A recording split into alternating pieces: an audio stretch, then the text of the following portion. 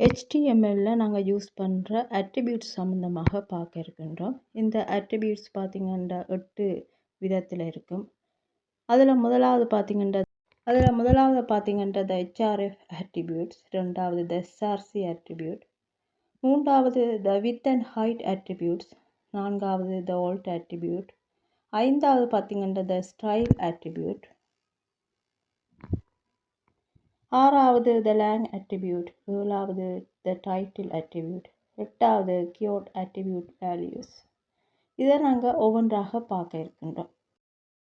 த HREF attribute முதலாவது, அது எப்படி இருக்குமென்ற ஏ குறிச்சொல் ஹைப்பர் லிங்கே வேற இருக்கிறது. அதாவது நான் இந்த இதில் பார்த்தீங்கன்னா HREF அந்த மாதிரி தான் தொடங்குது. அப்போ இந்த பார்த்தீங்கன்னா ஏ என்ற குறிச்சொல் ஹைப்பர் லிங்கே வேற இருக்கிறது. HREF என்பது இணைப்பு செல்லும் பக்கத்தின் யூனிஃபார்ம் ரிசோர்ஸ் லொக்கேட்டர் என்று அழைக்கப்படும் URL சொல்லுவோம். அதை ஷோர்ட்டாக என்று அழைக்கப்படும். பொதுவாக இணைய பக்கங்களை குறிக்கவும் இணைய கோப்புகளை குறிக்கவும் இது வழக்கத்தில் இருக்குது. இரண்டாவது பார்த்திங்கன்னா த SRC அட்ரிபியூட். இது பார்த்திங்கன்னா HTML பக்கத்தில் படத்தை உட்பொதிக்க IMG குறிச்சொல் பயன்படுத்தப்படுகிறது. SRC காட்டப்பட வேண்டிய படத்துக்கான பாதையை குறிப்பிடுகிறது. IMGன்னு சொல்லி ஃபர்ஸ்ட்டுக்கு தொடங்குவோம், அடுத்தது SRCன்னு சொல்லி தொடங்குவோம். அதாவது இந்த படம் இருக்கிற பாதையை இந்த SRCன்றது குறிப்பிடுகிறது. உதாரணமாக நான் இங்கே போட்டு காட்டிக்கணும். IMG SRC ஈக்குவல் டபுள் கோட்டேஷனுக்குள்ளே பார்த்திங்கன்னா IMG, அதாவது இந்த படத்தினுடைய பெயர், இப்போ என்னட்டு இருக்கிற படத்தின் பெயர் IMG 236. அந்த படம் APEயா அல்லது PNGயா என்னத்தில் இருக்குதுன்னு நீங்கள் பார்த்து அதை நீங்கள் இதில் கொடுப்பீங்க. கொடுத்துட்டு அந்த கோட்டேஷனை நீங்கள் முடிப்பீங்க. இந்த மாதிரி இருக்கும்.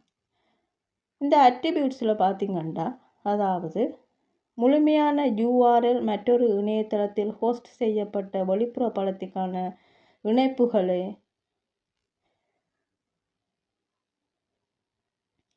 என்னட்ட இருக்கிற இந்த மாதிரி உதாரணத்துக்கு நான் இந்த மாதிரி காட்டியிருக்கின்றேன். இதில் முழுமையான URL பார்த்திங்கன்னா மற்றொரு இணையதளத்தில் ஹோஸ்ட் செய்யப்பட்ட வெளிப்புற படத்துக்கான இணைப்புகள் இந்த மாதிரி இருக்குது. இப்போ இது நான் பொதுவாக உங்களுக்கு காட்டியிருக்கின்றேன். IMG SRC ஈக்குவல் படத்தினுடைய பெயர், அந்த படம் என்ன டைப்பில் இருக்குது அதை கொடுத்துட்டு காட்டேஷனை முடித்து காட்டியிருக்கிறேன்.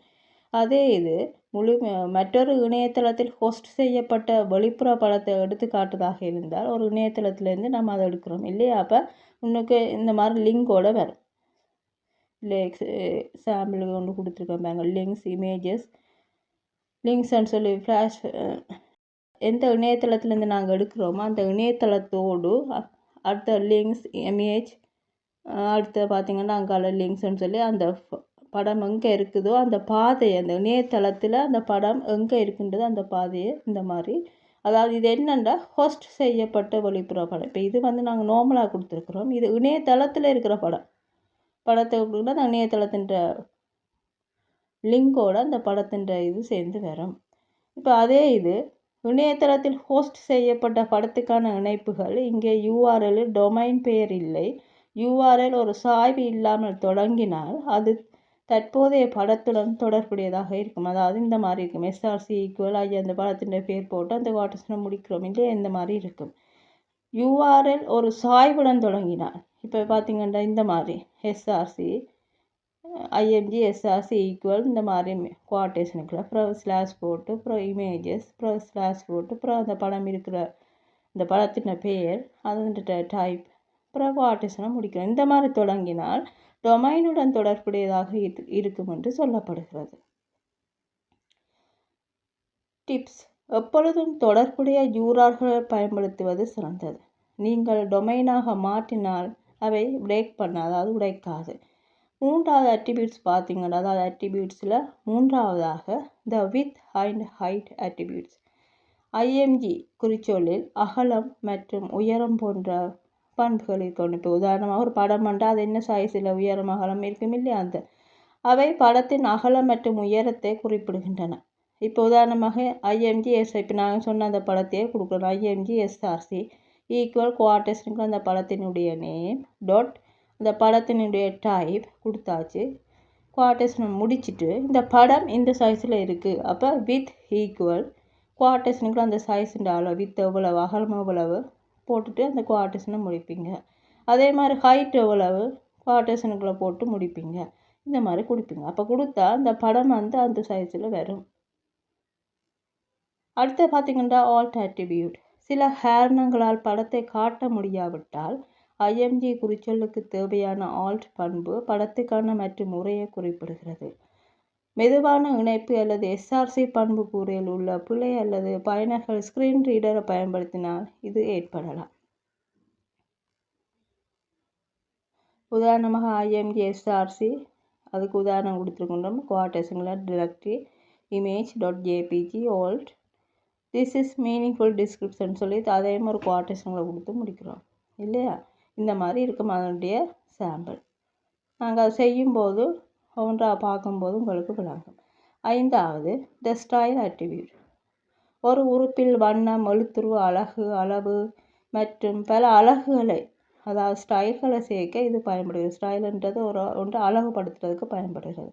இப்போ பி ஸ்டைல் குவாட்டேஷனுக்குள்ள கலர் கொடுக்குறோம், என்ன கலரில் எங்களுக்கு வேணுமெண்டு.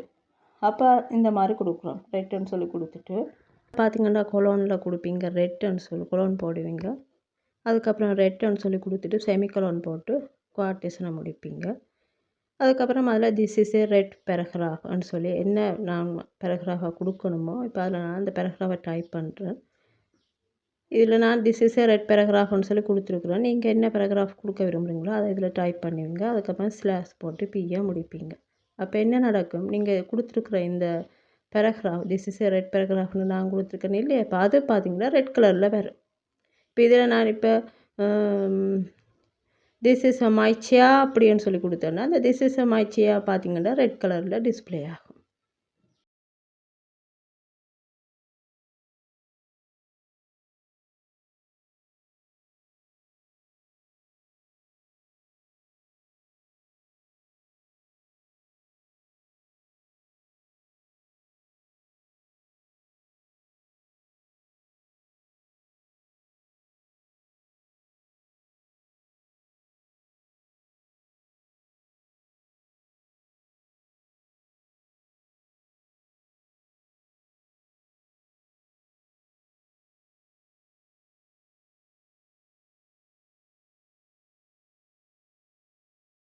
அப்போ இங்கே இந்த பேராகிராஃப் ரெட் கலரில் டிஸ்பிளே ஆகும்.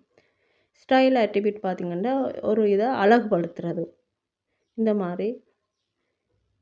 மாதிரி செய்கிறோம். நாங்கள் அதை உதாரணம் செய்யும் போது உங்களுக்கு விளங்கும்.